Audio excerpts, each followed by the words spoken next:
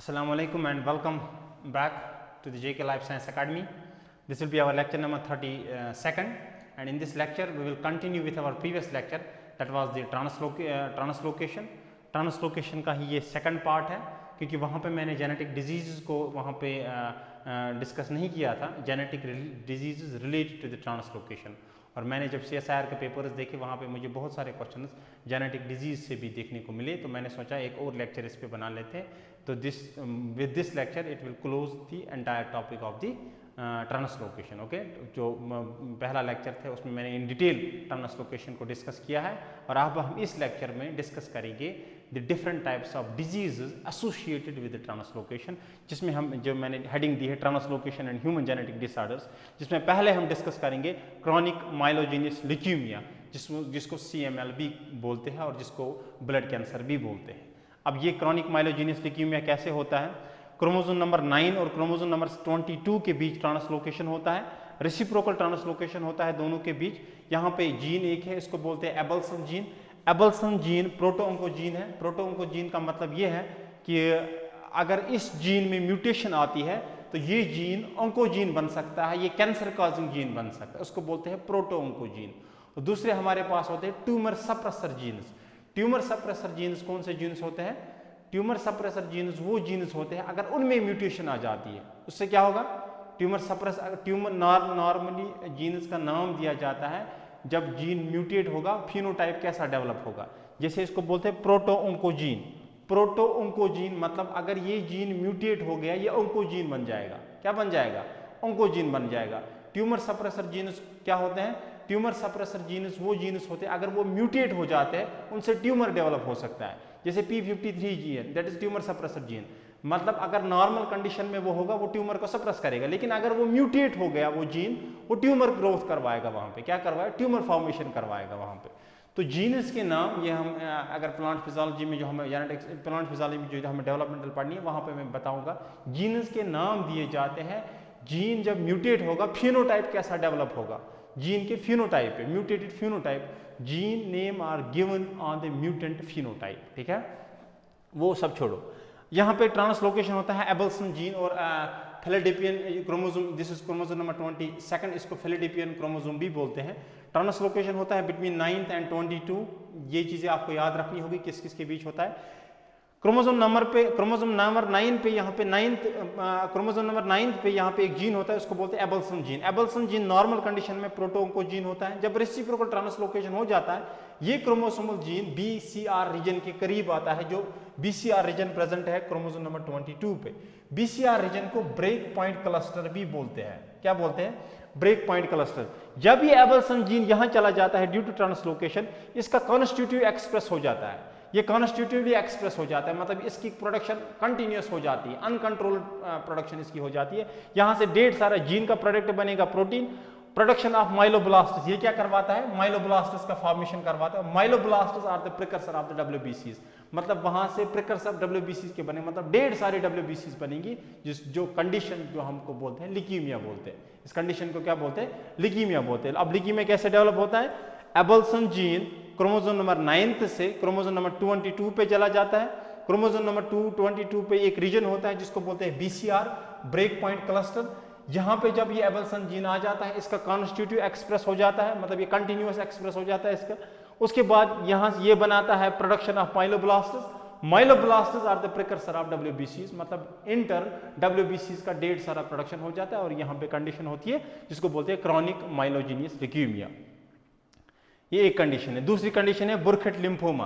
बुरखेट lymphoma में क्या होता है? मिक जीन होता है क्रोमोसोम नंबर 8 पे। कौन से क्रोमोसोम नंबर पे? क्रोमोसोम नंबर 8 पे। Chromosome number 13, I don't remember exactly ये कौन सा क्रोमोसोम है। तो यहाँ पे जब ट्रांसलोकेशन हो जाती है, ट्रांसलोकेशन होने के बाद ये आई जीन होता है यहाँ पे, दिस इज आई जीन, मतलब ये इम्यूनोग्लोबिनस बनाते हैं, और इम्यूनोग्लोबिनस हमारी बॉडी में कंटिन्यूसली बनते रहते हैं। तो मतलब यहाँ पे जो जीन आएगा उसका भी ढेर सारा, उसका भी एक्सप्रेशन हो जाएगा। मिक जीन जब आई जीन के पास चला जाता है, जब यहाँ पे मिक आ जाता है MYC, इसका मिक का होता है ओवर एक्सप्रेशन। ओवर एक्सप्रेशन की वजह से excess production of lymphoid tissue, यहाँ पे ढेर सारा लिम्फॉइड टिश्यू बनता है, जिसको कंडीशन को हम बोलते हैं बुरखेट लिम्फोमा। अब जो इंपॉर्टेंट हमारे पास जो हमें डिस्कस कर रहा है और समझने की कोशिश करनी है, that is the familial down syndrome. Familial Down syndrome is 3% of the total down syndrome. जो जितने भी डाउन सिंड्रोम है उनमें उनका मेजर उसमें मैक्सिमम जो है 3% कंट्रीब्यूट करता है अकेले, that is the familial Down syndrome. ये अराइज होता है due to duplication, arise from duplication due to translocation. Translocation की वजह से यहाँ पे 21st क्रोमोसोम की डुप्लीकेशन हो जाती है, ट्राइसोमी कंडीशन डेवलप होती है और यहाँ पे डेवलप होती है, उसको बोलते हैं हम फेमिलियल डाउन सिंड्रोम। इसको समझने की कोशिश कर लेते हैं। देखो होता क्या है, यहाँ पे ये दो क्रोमोसोम को ले लेते हैं, क्रोमोसोम नंबर 14 और क्रोमोसोम नंबर 22, दोनों एक्रोसेंट्रिक क्रोमोसोम है। एक्रोसेंट्रिक क्रोमोसोम वो क्रोमोसोम होता है जहाँ पे सेंट्रोमियर होता है mostly located towards one side of the chromosome. Top पे क्रोमोसोम की टिप पे सेंट्रोमियर होता है located towards the side, towards the tip of the chromosome.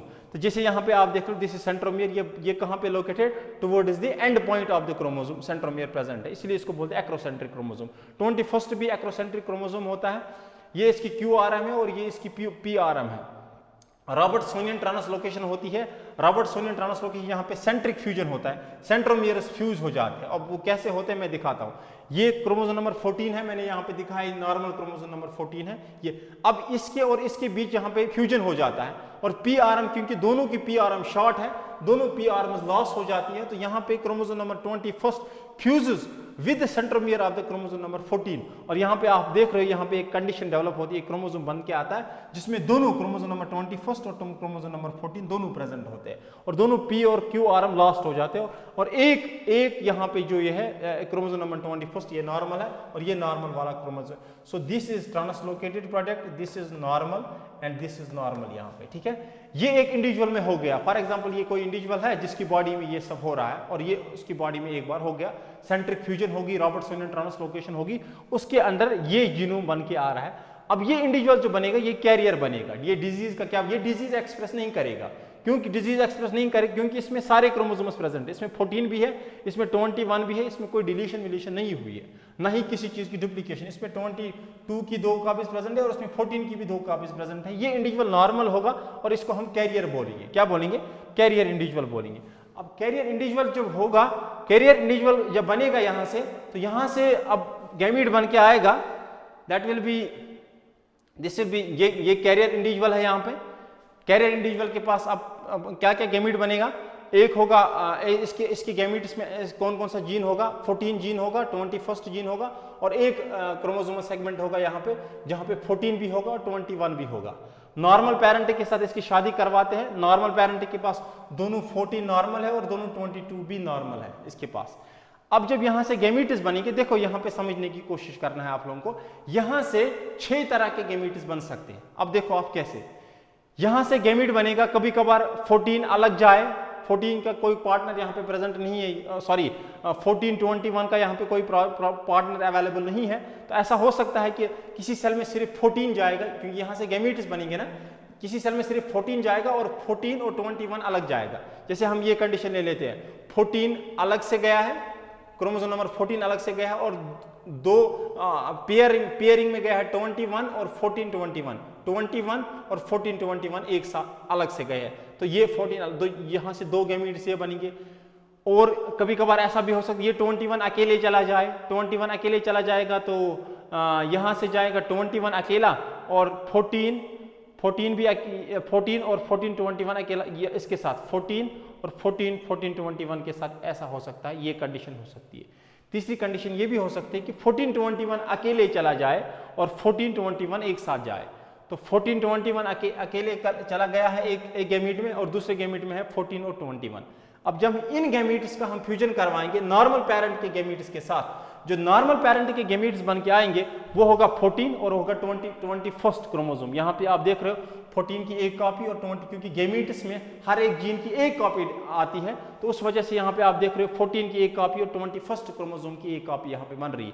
अब इन गैमीट्स का हमें फ्यूजन करवाना है इन सारे गैमीट्स के साथ और हमें देखनी है यहाँ पे कौन सी डिजीज कंडीशन डेवलप होती है। उसको समझने के लिए मैंने यहाँ पे एक चार्ट बनाया है, आप समझ, ये नॉर्मल गैमीट्स मैंने यहाँ पे ऊपर लिखे हैं, नॉर्मल गैमीट्स 14 और 21st ये नॉर्मल है।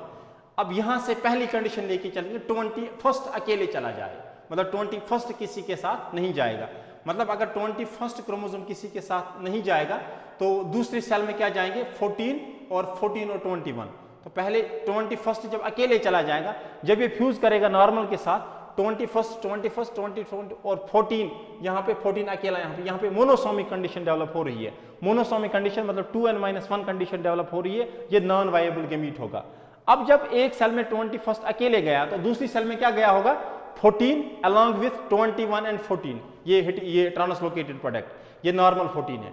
अब जब ये नॉर्मल 14 जो है जब ये फ्यूज करेगा इस 14 के साथ, तो ये भी नॉर्मल और ये भी नॉर्मल 14। दूसरा है 21 और 14 ट्रांसलोकेटेड प्रोडक्ट, ये 20 ट्रांसलोकेटेड प्रोडक्ट ये फ्यूज करेगा 21 के साथ, तो 21 की 2 कॉपीज यहाँ पे बन रही है और 14 की 3 कॉपीज बन रही है, मतलब यहाँ पे ट्राइसोमिक कंडीशन डेवलप हो रही है, ये गैमीट भी नॉन वायबल होगा। अब तीसरी कंडीशन ले लेते हैं, ये हो गए 2 गैमीट्स। अब ऐसा भी हो सकता है कि 40, अभी हमने देखा था 21 अकेले गया था, अब दूसरी पॉसिबिलिटी लेके चलता है कि 14 जो क्रोमोसोम नंबर 14 है ये अकेले चला जाए। जब 14 क्रोमोसोम नंबर अकेले चला जाएगा, ये 14 के साथ फ्यूज करेगा तो 14 हो गया। अब 21 यहाँ से किसी के साथ फ्यूज नहीं करेगा, तो यहाँ पे 14 तो नॉर्मल है, लेकिन 21 की यहाँ पे मोनोसोमी हो रही है, 21 की सिर्फ एक कॉपी प्रेजेंट है, उस वजह से यहाँ पे मोनोसोमिक कंडीशन डेवलप हो रही है, जो नॉन वायबल गैमीट होगा।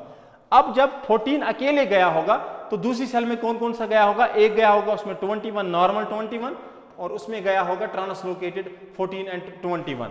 जब ये फ्यूज करेगा नॉर्मल गैमीट के साथ 21 के साथ फ्यूज करेगा तो 21 normal 21, this is also normal 21, और दूसरा 21 और 14, ये यहाँ पे मैंने 21 और 14 ये फ्यूज करेगा इसके साथ 14 के साथ, 21 और 14 के साथ यहाँ पे क्योंकि इन दोनों के बीच थोड़ी होमोलॉजी प्रेजेंट है तो 14 यहाँ पे हो रहा है, यहाँ पे 14 के साथ, ये नॉर्मल वाला 14 है, ठीक है। तो ये इसके साथ फ्यूज कर रहा है, 21 की 2 कॉपीज, 14 की 2 कॉपीज, 21 की 3 कॉपीज, यहाँ पे 21 एंड 21, मतलब यहाँ पे ट्राइसोमी हो रही है 21st क्रोमोसोम की। इस कंडीशन को हम बोलते हैं फेमिलियल डाउन सिंड्रोम, जो 2n+1 कंडीशन है, जिसको ट्राइसोमी भी बोलते हैं। तो इस तरह से अराइज होती है फेमिलियल डाउन सिंड्रोम। अब जब कभी एक और कंडीशन डेवलप हो सकती है कि 21 और 14 जो ट्रांसलोकेटेड प्रोडक्ट है ये अकेले चला जाए, ये भी हो सकता है। अब जब ये अकेले जाएगा, ये फ्यूज करेगा किसके साथ, इसको फ्यूज कर रहा है 14 और 21 के साथ। जब ये क्योंकि यहाँ पे क्या होगा, ये 14 और 21 अलग से रहेगा और ये 20 और ये 14, ये 20 और ये 14, ये आप देख रहे हो 21 और 14 यहाँ पे, क्योंकि ये गैमीट है और गैमीट में 14 भी है और 21 भी है, 14 भी है 21 भी, 14 भी है 21 भी है, ये वाला ये 14 ये किसी के साथ पेयर नहीं करेगा इस टाइम, ये दोनों इस साइड से और ये अलग रहेगा। मगर ये जो सेल होगी ये वायबल होगी, क्योंकि इसमें 14 की भी 2 कॉपीज है और 21 की भी 2 कॉपीज प्रेजेंट है, ये वायबल गैमीट रहेगा। अब जब ये 14 21 अकेले चला जाएगा तो दूसरी सेल में कौन सा जाएगा, दूसरी सेल में जाएगा 14 and 21 normal, this is normal 14 with normal 21। जब ये 14 नॉर्मल करेगा 14 नॉर्मल के साथ फ्यूज तो नॉर्मल 14 विथ नॉर्मल 14, 21 नॉर्मल करेगा 21 के साथ, this is normal 21 with normal 21, यहाँ पे सारे के सारे बनेंगे नॉर्मल गैमीट्स। तो this is the familial down syndrome कैसे अराइज होता है। तो इसमें आपको याद रखना है कुछ बातें जो आपको जरूरी याद रखनी है। एक है आपको रॉबर्ट्सोनियन ट्रांसलोकेशन होती है, जिसको सेंट्रिक फ्यूजन भी बोलते हैं। एक्रोसेंट्रिक क्रोमोसोम्स होते हैं, यहाँ पे सेंट्रोमियर्स का फ्यूज हो जाता है, उस वजह से क्रोमोसोम नंबर 21 और 14 के बीच फ्यूजन हो जाता है। और उसके बाद कैरियर इंडिविजुअल जो है, जब हम उसकी शादी करवाते हैं एक नॉर्मल पेरेंट के साथ, कैरियर इंडिविजुअल के पास क्योंकि 3 तरह के यहाँ पे 3 गैमीट्स हैं, यहाँ पे 14 है, 21 है, 14 21 है, तो यहाँ पे 6 पॉसिबिलिटीज है गैमीट बनने की। कौन कौन सी 6 पॉसिबिलिटीज? एक पॉसिबिलिटी ये है कि 14 अकेले चला जाए, जब 14 अकेले चला जाएगा तो दूसरी सेल में कौन कौन सा जाएगा, 14 21 एंड 21, तो this is normal, this is translocated, this is translocated और दिस इज नॉर्मल, ये एक पॉसिबिलिटी। दूसरी पॉसिबिलिटी है 21 अकेले चला जाए, 21 अकेले चला जाएगा नॉर्मल 21, तो दूसरी सेल में जाएगा नॉर्मल 14, दूसरी सेल में जाएगा नॉर्मल 14 और ट्रांसलोकेटेड 14 21। और तीसरी पॉसिबिलिटी यहाँ पे ये है, यहाँ पे 14 21 अकेले चला जाए और दूसरी सेल में जाएगा नॉर्मल 14 विथ नॉर्मल 21, ये पॉसिबिलिटी। इन सारे गैमीट्स का हमें फ्यूजन करवाना है नॉर्मल 14 और 21 के साथ, मतलब ये एक ही गैमीट है, this is a single gamete जिसमें कौन कौन सा क्रोमोसोम है, 14 और 21 क्रोमोसोम प्रेजेंट है। जब हमने ये फ्यूजन करवाया तो यहाँ पे ये कंडीशन डेवलप हुई और एक कंडीशन नंबर 4 यहाँ पे आप देख रहे हो जहाँ पे फीमेल डाउन सिंड्रोम डेवलप होता है, ठीक है। So these were some important genetic disorders related to translocation. Okay, with this I think I should end this lecture here, and we have completed each and everything related to the translocation. In the next lecture, inshallah, we will take another important topic, that is the inversion. Okay, so please do subscribe more, share with your friends and comment as much as you can. Allah Hafiz and thank you.